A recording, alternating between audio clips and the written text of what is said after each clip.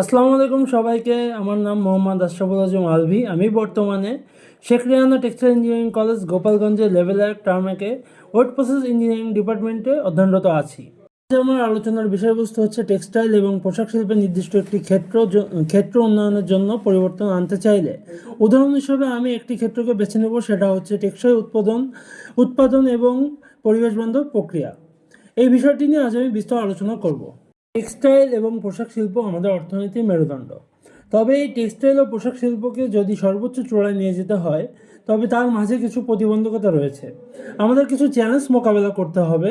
এই চ্যালেঞ্জ মোকাবেলা করে আমরা যদি চ্যালেঞ্জগুলো অতিক্রম করতে পারি, সেক্ষেত্রে আমরা আমাদের টেক্সটাইল ও পোশাক শিল্পকে চূড়ায় নিয়ে যেতে পারবো। এই চ্যালেঞ্জগুলো মোকাবেলা করার জন্য সর্বপ্রথম আমাদের চ্যালেঞ্জগুলোকে চিহ্নিত করতে হবে। তার মধ্যে সবচেয়ে বড় বাধা যে চ্যালেঞ্জগুলো রয়েছে, সেরকম 3টি চ্যালেঞ্জ আমি চিহ্নিত করেছি। তার মধ্যে রয়েছে রাসায়নিক বর্জ্য ব্যবস্থাপনা, জল ব্যবহারের পরিমাণ এবং শ্রমিক অধিকার নিশ্চিতকরণ।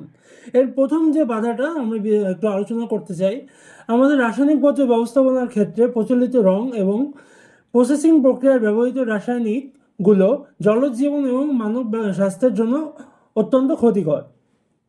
এবং দ্বিতীয় যে পয়েন্টটি আমি চিহ্নিত করেছি, সেটা হচ্ছে জল ব্যবহারের পরিমাণ। একটি সাধারণ টেক্সটাইল ফ্যাক্টরিতে দৈনিক লক্ষাধিক লিটার পানি ব্যবহৃত হয়, যা অতিরিক্ত মাত্রায় পানি ব্যবহৃত হচ্ছে। সমস্যাগুলো তো চিহ্নিত করলাম, এবার সময় এসেছে সমস্যা সমাধানের জন্য সম্ভাব্য পরিবর্তন হিসেবে আমি সবচেয়ে উপরে রেখেছি প্রযুক্তিগত উদ্ভাবন। পরিবেশ বান্ধব ডাই এবং প্রক্রিয়াকরণ কৌশল ব্যবহারের মাধ্যমে রাসায়নিক বর্জ্য হ্রাস করা আমাদের অন্যতম প্রধান লক্ষ্য। এছাড়া দ্বিতীয়তে আমি রেখেছি পুনর্ব্যবহারযোগ্য পানি। পানির পুনর্ব্যবহারযোগ্য সিস্টেম স্থাপন করে এর অপচয় কমানো যাবে। আমাদের যে সুপেয় পানির ঘাটতি, সেটাও কমানো যাবে কিছুটা। তৃতীয়তে আমি রেখেছি সার্টিফিকেশন। টেকসই উৎপাদনের জন্য আন্তর্জাতিক সার্টিফিকেশন অর্জন করা, এটি আমাদের জন্য অন্যতম একটি চূড়ায় পৌঁছে দেবে। এছাড়া সর্বশেষ সম্ভাব্য পরিবর্তন হিসেবে আমি যেটা রেখেছি, সেটা হচ্ছে কর্ম পরিবেশ উন্নয়ন, শ্রমিকদের জন্য নিরাপদ এবং স্বাস্থ্যকর পরিবেশ নিশ্চিত করা। টেক্সটাইল শিল্পে টেকসই উৎপাদন কেবল একটি বিকল্প নয়, এটি সময়ের দাবি।